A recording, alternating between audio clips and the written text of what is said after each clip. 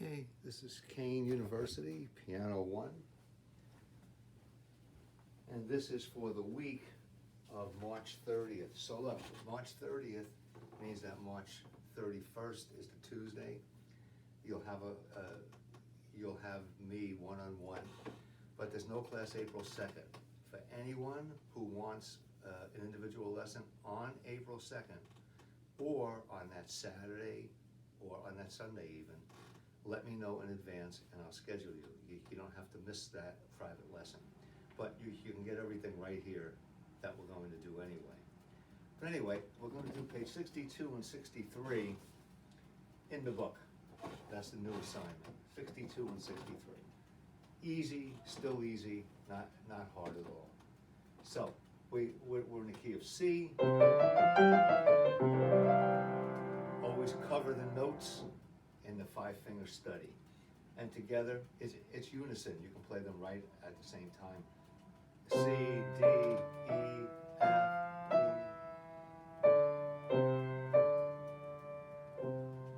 As soon as you hear that, look for some sort of pattern to emerge. So right away it starts on D, then it starts on E, and then it ends. So here's the whole thing.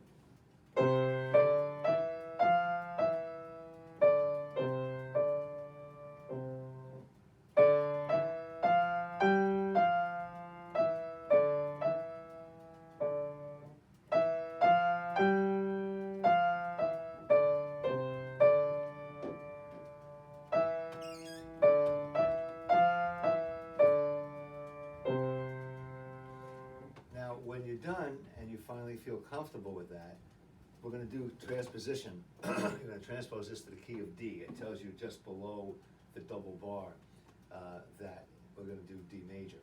So all you do is, this has got to be perfect. If that's not perfect, you're going to have a very hard time playing it in another key. Now all you do is bring your fingers up one, cover the D major,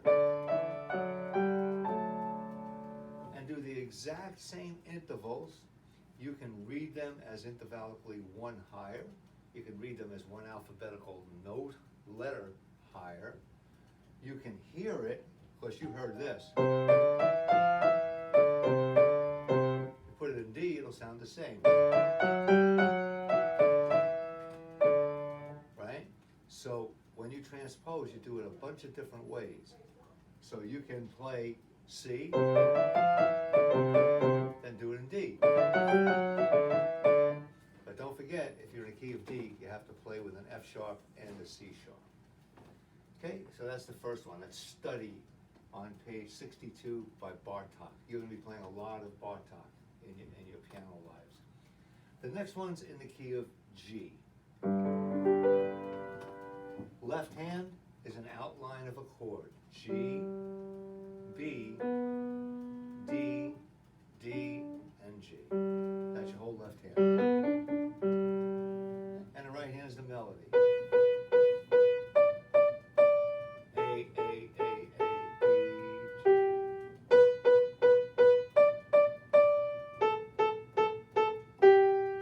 Again, very typical of a composer's writing. As a melody, does the same thing in the second line. The first line, but this time more final on the repetition. So it sounds like this. D, D, D, A.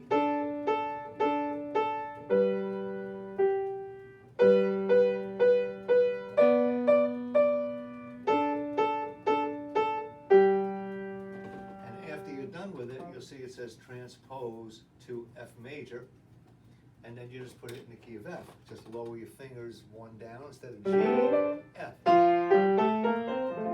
Don't forget B flat. So, intervallically, the left hand is still F, A, C, C, F. The first, the third, the fifth of the scale, and the right hand starts on the third. Just like a G is starting on the third, now it starts on the third here. So you're going to play A, C, G, G, and so on. You transpose. Actually, there's about 4 things going on when you transpose. The best thing is you memorize. You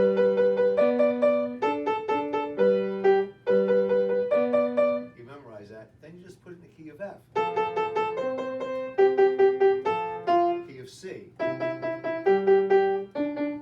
It'll all be the same all the time. It's the same fingers, the same pattern, the same sequence. So march. So it's very easy to play these, but now you have to transpose them. The next one you're going to play in the key of G and transpose to A major. Let's look at that one. So it says maestoso. Maestoso is majestic, broad. It's not fast at all. So the left hand is G, D, A, and D. Another A and D, and back to G and D. So the thumb becomes somewhat of a pedal point where it keeps recurring. It's always there. So the thumb becomes very important. And the bass is just G, A, and G. Can almost think of them as individual voices. The G, the A, and the G. And the D is a constant. And the right hand,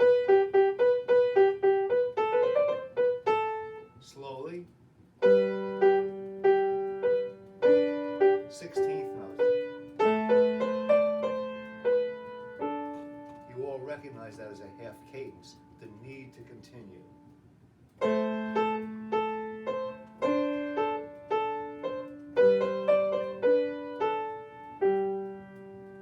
Here it is again.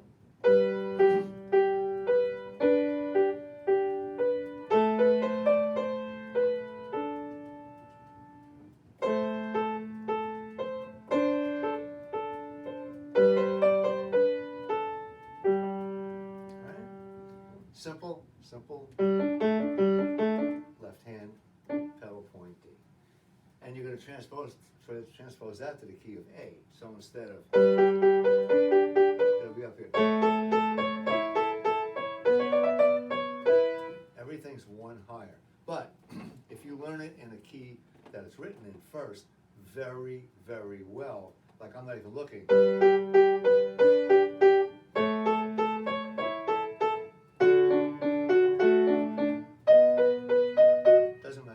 I put it in, I use the same fingerings, and I use the same patterns, the same rhythms, and that's really all there is to transposition.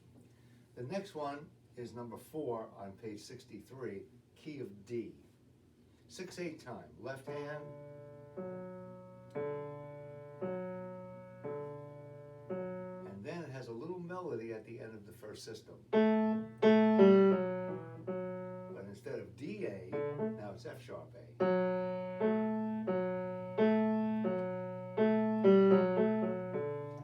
That's called the counter line. The melody is up here.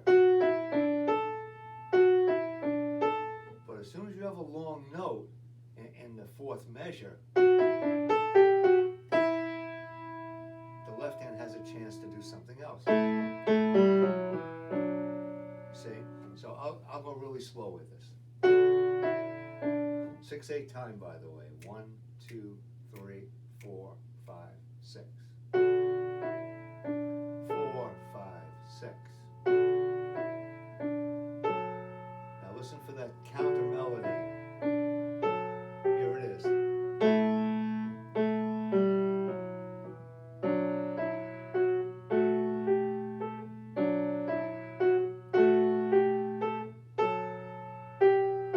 Here it is again. So the left hand has the final word. The right hand and the left hand. And so on. That's what that one's about. Then you'll transpose it to C. So instead of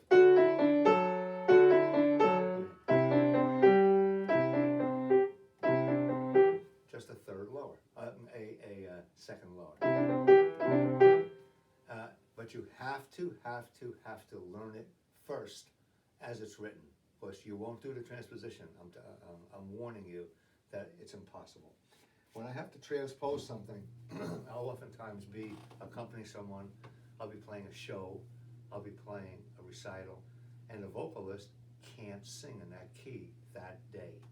Well, you gotta transpose everything if you're a pianist. So you say, well, you're not a pianist, you're not gonna be doing it. But here's what you may do, and probably will do, if you teach, and your chorus is written, the music's written in the key of D, and they're really out of voice that particular day, or it was written too high to begin with, you're gonna have to transpose it down, there's no question about it. I've never ever met a choral teacher who didn't have to transpose the piano part down. It just doesn't exist. So this is a good place to start your transposition. The etude, this is called Czerny. Czerny is a very, very famous, not only musician, pianist, composer. He wrote tons and tons of studies. There are books on just Czerny. All of them are exercises, etudes. Czerny taught the greatest pianist in the world, Franz Liszt. And Czerny he was a teacher to all the greats. And everybody used it. Until this day, we use the studies. My students, my private students, play Czerny studies. And there's a million of them. I can't even count them. But anyway, the idea of an etude is a study. That's all it is, in something. Here it's a study in playing those 16th notes, and then staccato, and then legato. So slowly, this goes like this.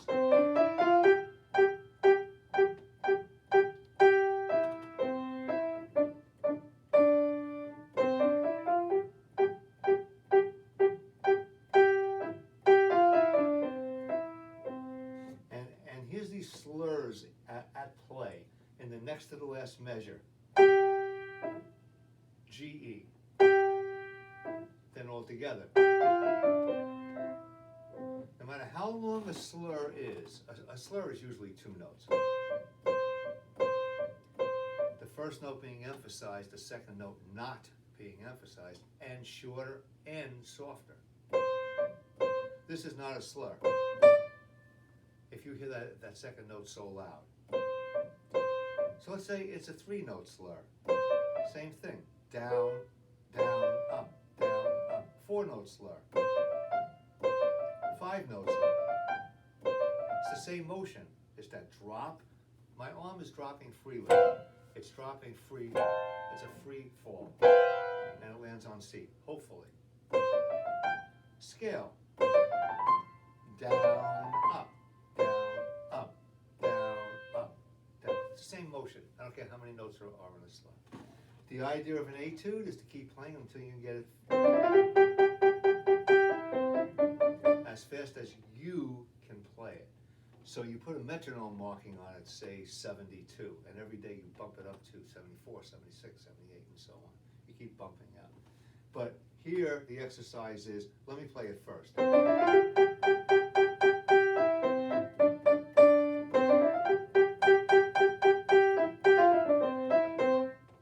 Transpose to F major.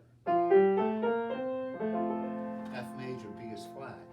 So now I've got my fingers on F, G, A, B flat, C.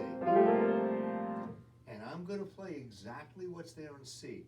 I can also see the contour of the melody. Up, same, same, same, same, same. Thirds. Thirds. I see thirds, so I play thirds in the key I'm in. And so on. So that's your studies. Those are the pages 62 and 63 from March 30th, and for those who are going to contact me on April 2nd. Now we're getting very, very close at this point to the final. And look at the final, and you're going to see all the pages that you're going to have to learn. We haven't had them yet. We're going to have them April 13th. Following April 6th, April 13th, we'll start to get in on everything. But in the meantime, your Ode to Joy, Are You Sleeping, and all the white key major and minor scales. So now, right now, we're going to add, I want to add a little more onto Are You Sleeping. So far, you've had just the chord, bass block chords.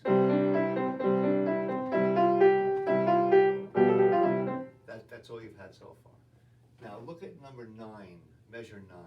The left hand does exactly the same thing, but it's broken. It's arpeggiated. You don't need this to call it an arpeggio, just a broken chord is good enough. So now the melody's the same. If you have not learned that melody perfectly, you can't do it. If you can't play the first 8 measured melody with the right hand absolutely perfect in your sleep, while you're thinking about something else, your fingers should be able to do it. I'm talking to you, my fingers know it. You can do that. And then you'll be able to do anything you do with the left hand. You'll just make an adjustment to what it is. So number 9 is now like this.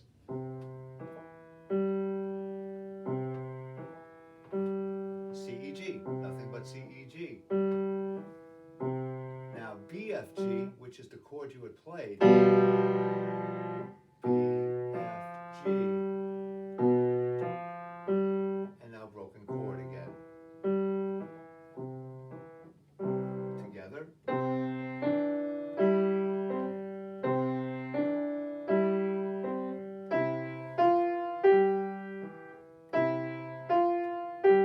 Don't forget to change to that 4th finger.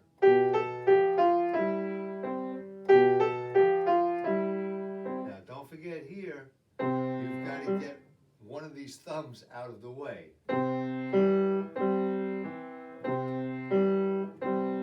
So you play the G, get rid of it so the left hand can play the G. Now, following that, I was going to wait a week, but I think we'll get started on it for those who are doing very well. It's called an Alberti bass. You put it up an octave, and your chords are up here now. Instead of here, it's up here. And you break it up root, 5th, 3rd, 5th. It's called an Alberti bass.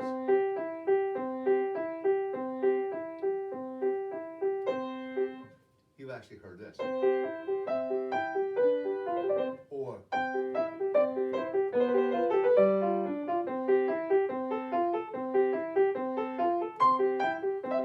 right.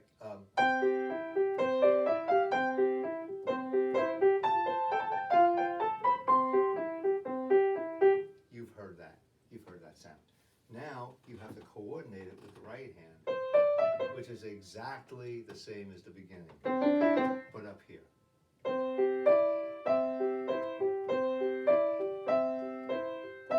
I'm not even looking at the right hand because we know it already.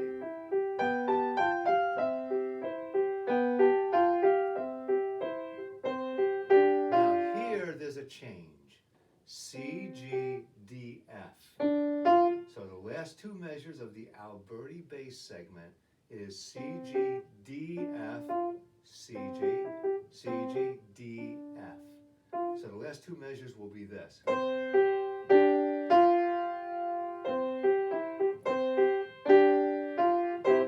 the reason I wrote that in is because I don't want people to get comfortable with a certain kind of tool, which here is the Alberti bass. So when you're playing something other than this, you may get very comfortable with the left hand accompaniment. Remember, it's probably not going to last forever. Okay? And then next week we'll do the bass chords. I'll do that next time. That'll be it. Okay. Now we're going on to A major, the A major and A minor scales. Okay? So, A major, that's on page 3. Page 3. Okay, page 3, middle of the page. Easy scale. 3 sharps, F, C, and G. Now, I'm going to tell you, as of this video, I still have people who can't play a C scale without thinking. They're still struggling with it. If you can't play C, you certainly couldn't play D, you couldn't play E, you couldn't play F or G. You're not going to be able to play A. So you got to go back to that first video. Your fingers have got to learn how to use those fingers without thinking, so you can focus on the sharps and the flats. So the key of A, same fingerings. I'm doing the same fingerings. 1, 2, 3, 5, 4, 3. 1, 2, 3, 4. 1, 2, 1, 3, 2. That's why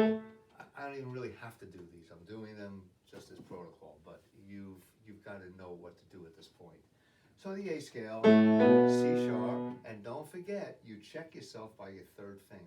So 3's on C sharp, 3's on F sharp, 3's on C sharp, 3's on F sharp, 3's on F sharp, 3's on C sharp, 3's on F sharp, 3's on C sharp, just like when you play the C scale, 3's on E, 3's on A's. Nothing different at all. By the way, don't repeat the top note. Don't do that.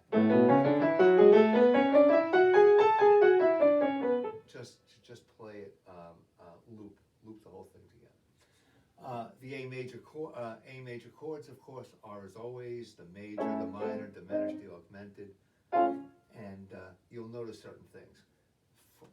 For example, A augmented, A, C sharp, E sharp. If I invert A, C sharp, E sharp, I get F, A, C sharp. So an F augmented is the same as an A augmented. You haven't had this yet, but it's the same as a C sharp augmented. Every time you invert an augmented chord, it stays an augmented chord. A, 6, you add the F sharp. A minor 6, you know what to do, you flat the third. Okay. Then A major 7.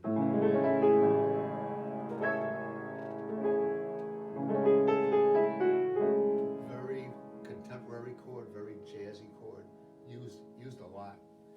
Major 7, you lower the 7 as always. You're all doing very well with the chords, by the way. This is the one thing that you're doing excellent. A minor 7, 4 white notes, A, C, E, G. Don't forget, in A minor 6, if I put the A on top, it's a C6. I'm sorry, A minor 7 becomes a C6. So all these chords are something else when you invert them. A minor 7 flat 5, A minor A diminished. So the usual motions and changes and patterns.